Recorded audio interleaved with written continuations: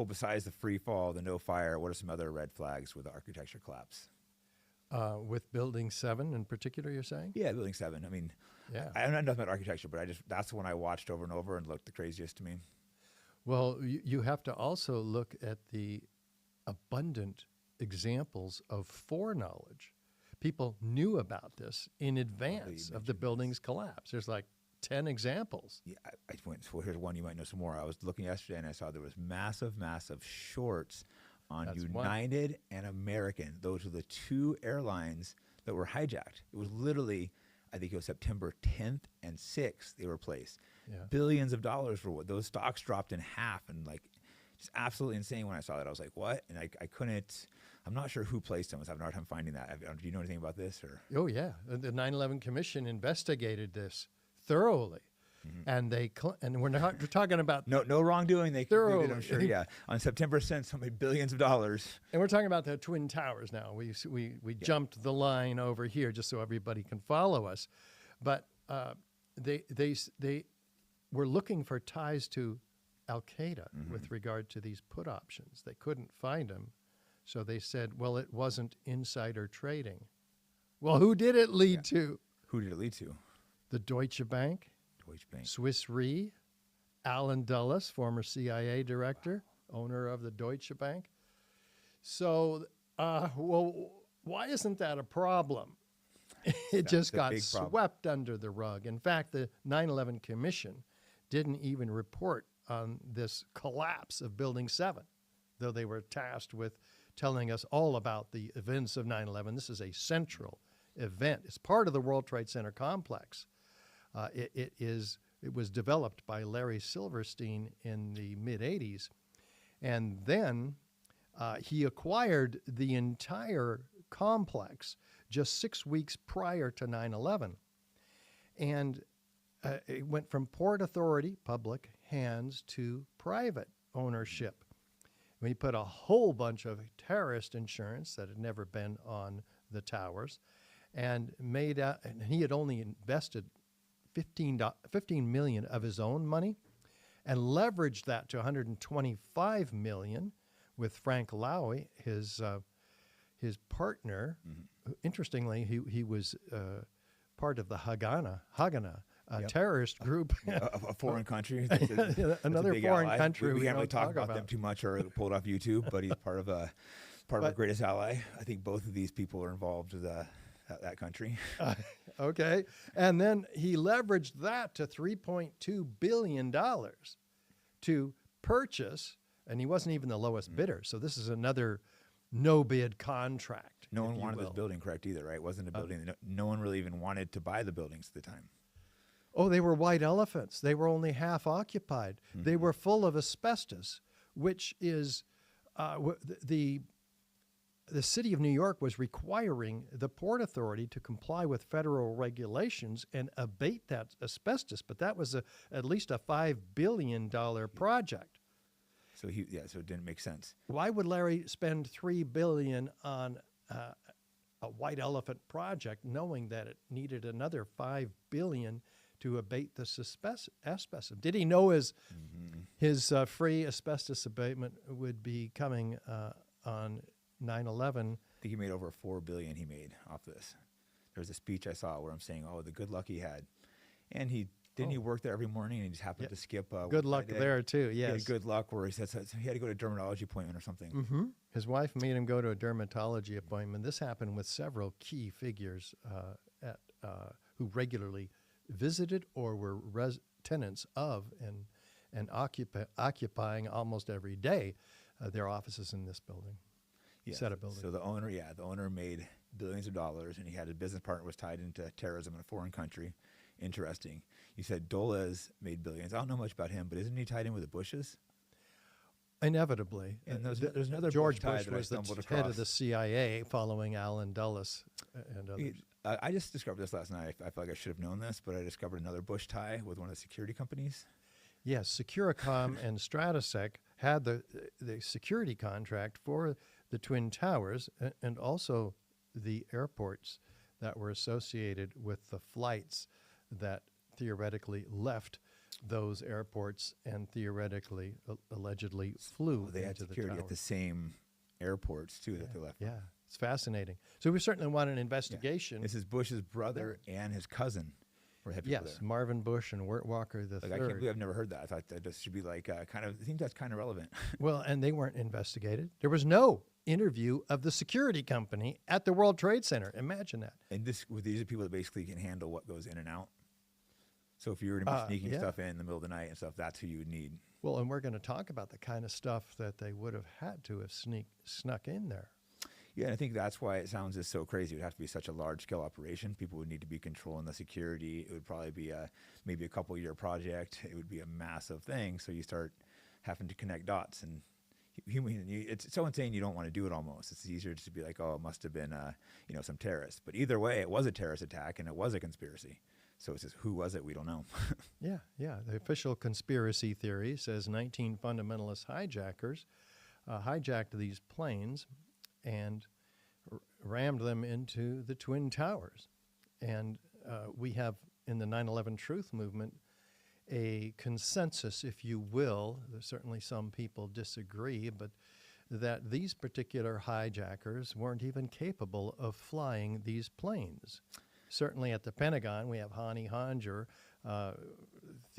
who failed Cessna flying school, as did some of the hijackers who were alleged to have flown the planes that were alleged to have hit the towers. And there were planes that hit the towers. Yeah, definitely. But most of us agree that these weren't civilian aircraft, but outfitted military aircraft that were capable of flying over 500 miles an hour at sea level, which is very difficult, if not impossible, for civilian aircraft to do. And hitting a 200-foot wide target at 500 miles an hour is a task that most pilots who have tried in simulators failed. Really? So then the question is, were the hijackers on the planes at all? Well, there's no evidence, actually, to suggest. Well, they found that their passports. Yes, the FBI conveniently found the passport of Mohammed Atta in the dust down below among the millions of other pieces of paper. Melted the planes and the steel beams in the official, but the passport survived. This is the official narrative. That's like so insane that they just pass this off that somehow the passport survived. Like, what do they make those passports out of? And they say it'll melt the jet fuel. Yeah. What's can jet fuel melt steel beam, do you think, or is that ridiculous? Jet fuel is kerosene. Its primary manufacturer, ME Petroleum, says it burns in open air about 600 degrees Fahrenheit, which is about the temperature of most office fires. Steel doesn't melt until about 2,800 degrees Fahrenheit, call it 3,000 degrees Fahrenheit. That's more than 4 times the temperature jet fuel can get. The issue is that we have all kinds of evidence, abundant evidence throughout the World Trade Center aftermath and before the towers collapsing of melted steel and or iron. This is absolutely key because there's no accounting in the official narrative whatsoever for all this molten metal seen pouring out of the South Tower minutes prior to its collapse. Really? At the point of plane impact. So NIST says, oh, that must be aluminum from the airplane. Well, aluminum doesn't glow bright orange and yellow in daylight conditions. What does? Iron molten iron is the byproduct of thermite. Thermite is an incendiary used by the military to cut through steel like a hot knife through butter. So we know that it can't be aluminum. If it were thermite, we would be looking for the components of thermite, which in its ignited state is molten iron and aluminum oxide ash, which we see trailing in thick white smoke clouds, these steel sections during the collapse of the Twin Towers ejected laterally at 80 miles an hour, clocked by physicists, landing 600 feet in every direction and a 12 to 1,400 foot diameter around each tower, equally distributed. This is not a collapse whatsoever. So they're trailing thick white smoke clouds. Well, think about it. Steel is not flammable in office fire conditions. Why is the structural steel ejected so far, trailing these thick white smoke clouds? The only explanation is that the ends of them were set with shaped cutter charges, for which there's patented devices before 9/11 of thermite being used in them. Did they ever check the wreckage for like bomb explosive residue and stuff, or no? Oh, NIST says they didn't find any evidence for explosive residue. And later, we asked them in a FOIA, sort of a FOIA request, a request for correction, they call it, which you can do with agencies that commit fraud like this. And they said, well, we didn't actually look. You didn't look? They say, we didn't find any. Did you look? Look? Wow. No. NIST did not, quote, So NIST did not look for the residue of explosives or thermite. They can say they didn't find it because they didn't look. Yeah. They didn't look at any of the buildings that collapsed, all three of them, the World Trade Centers and the... Correct. They did not. That's insane to me. Well, if they looked for it, they might have found it.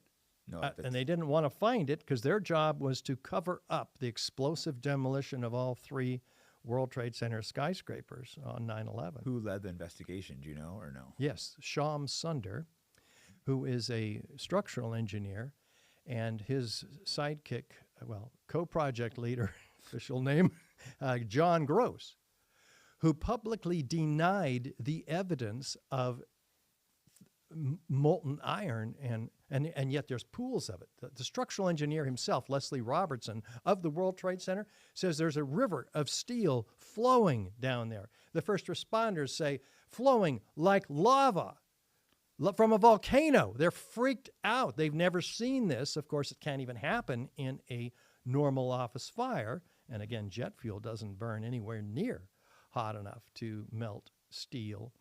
So there's no other explanation other than thermite. So we'd be looking for other evidence of thermite, and the U.S. Geological Survey themselves finds it abundantly, billions of previously molten, meaning 3,000 degrees, iron, meaning the byproduct of thermite, microspheres, meaning that liquid molten iron was dispersed. And when aerosolized liquids, they just form themselves into spheres. So that's how they got spherical during their liquid state. And then they cool and they fall, billions of them, all the samples. They didn't know where they came from. They wouldn't even guess.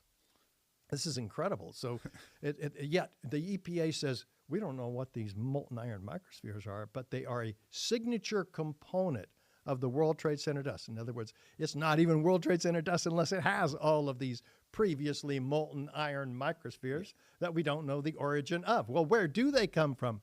You know what, Jake? You can do an experiment. Mm-hmm. You can burn thermite and find out what happens. Do you know what happens? What happens? You get an incredible array of sparks dispersed. And they look like sparks, but they're actually molten iron droplets, bright yellow, and they fall, they cool, and they create molten iron microspheres. So we know where those molten iron microspheres came from.